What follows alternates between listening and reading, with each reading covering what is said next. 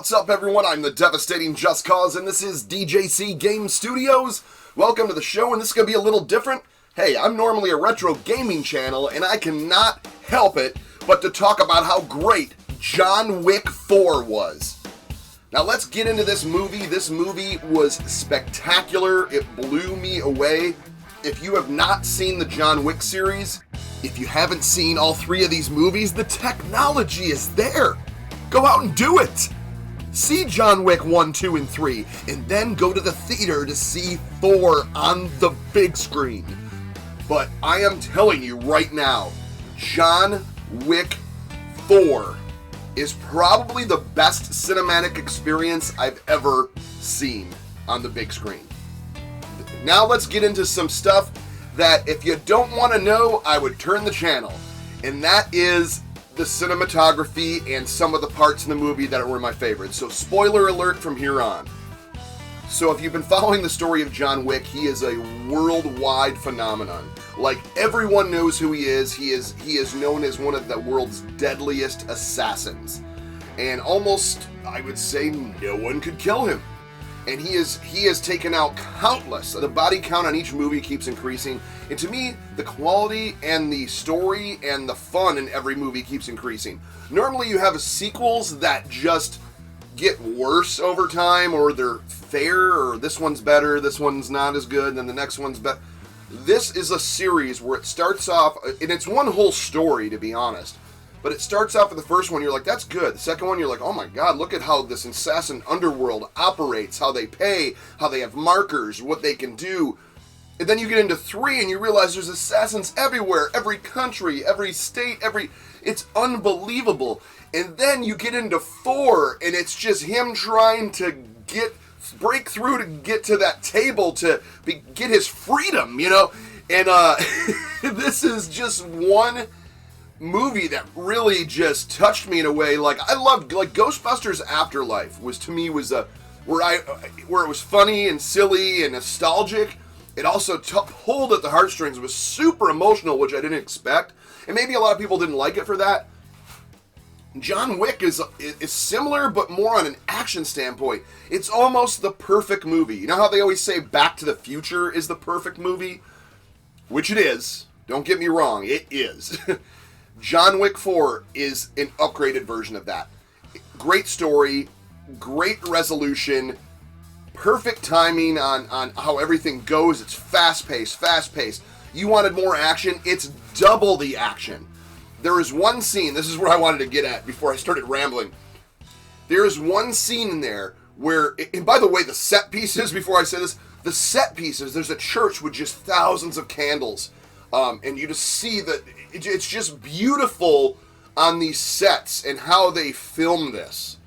And then there's a scene, right, where he has a dragon's breath shotgun where, if you don't know what that is, it basically blows out like a round and sets you on fire, and he's double, triple tapping these people, and they're, you know, and they're inside this like abandoned mansion or house, and the camera is showing him going like this, and then all of a sudden it pans upward. Now you're looking at an overhead gauntlet style view, and it's showing him going into room by room and just blowing these people away with dragon's breath and bullets, and it's once again amazing.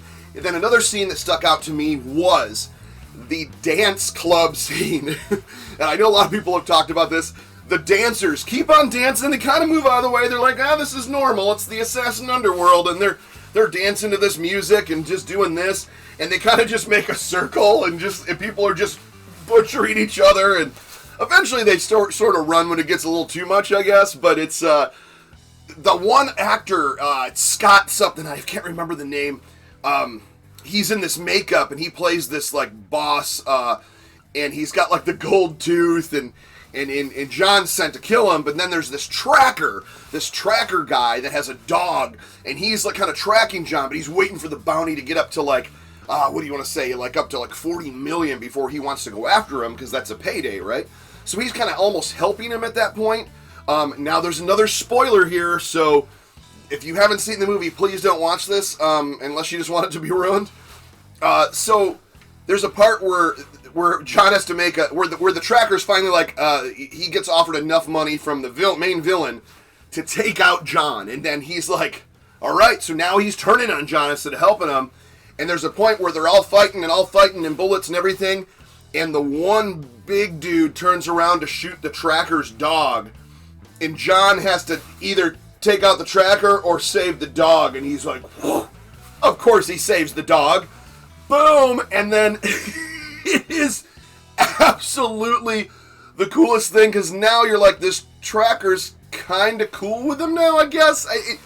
Everybody goes back and forth. And then you've got Kane. Kane is basically a blind assassin, but he's like the... I gotta say it. He's almost like the superhero Daredevil, where you can't see, but it's like highly, extra. Like his senses are so insane that he can see by hearing, and he is one of John Wick's former friends, or a current friend, I guess. And they go back and forth. They're enemies. They're not. They're enemies. Not. And it comes down to big spoiler here. So turn off if you've gotten this far and you're like, okay, I've heard too much. This is the end of the movie. So. Let's not watch this. Spoiler, spoiler, spoiler, okay? So, at the end, it ends up that they have to do a duel to the death. You know, like old-fashioned pistol duels, what it ends up being. There's a lot more red tape when it comes up to that, but this is what it ends up to. So, besides the stair-climbing scene, oh my god. Talk about action and just intense. You're like, is he going to make it in the last few minutes of this place? So, they meet at sunrise. And the main villain nominates Kane as like I'm like, what is this, the Hunger Games? But he nominates Kane to go in his place as like anyways. So Kane has to duel against his friend.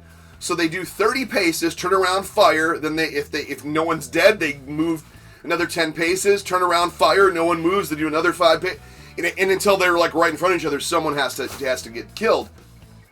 Now, I don't think I want to go super spoiler on what happens at the end and who wins.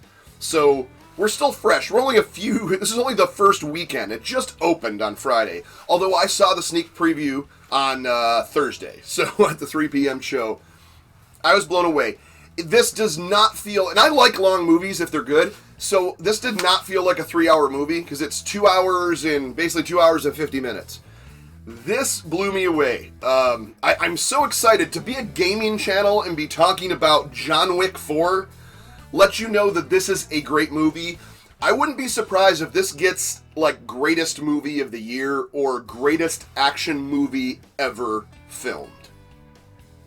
So, there you go. I thought I'd put that out there. A little different, but DJC loves John Wick 4. I like them all, but I think this one is the topper. And then there's an end credit scene that points that this whole Assassin Underworld story is not over.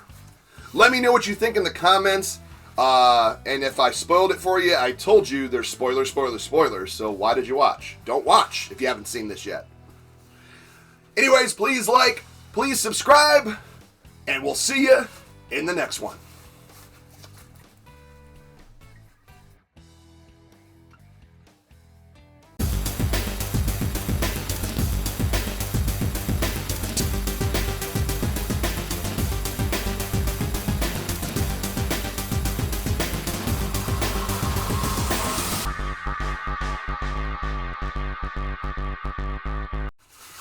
You know, I gotta get one of them bulletproof suits so I can be like, doo.